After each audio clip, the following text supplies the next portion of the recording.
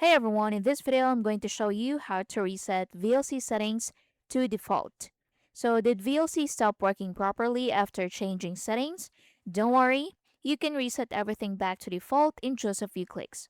So to start, open VLC Media Player, click on Tools at the top menu, now select Preferences. Next, at the bottom of the window, click Reset Preferences. A confirmation will pop up, so click on OK. Now this removes all custom settings. Close VLC completely and reopen it.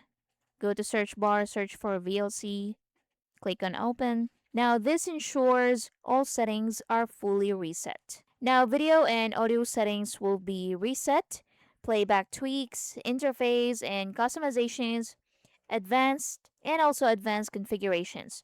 So VLC goes back to fresh install state. Now if VLC still has issues, you can reinstall VLC or delete VLC config files.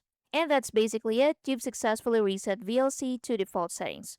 So this is the quickest way to fix playback issues caused by incorrect settings and get VLC working like new again. That's basically it. Thanks for watching.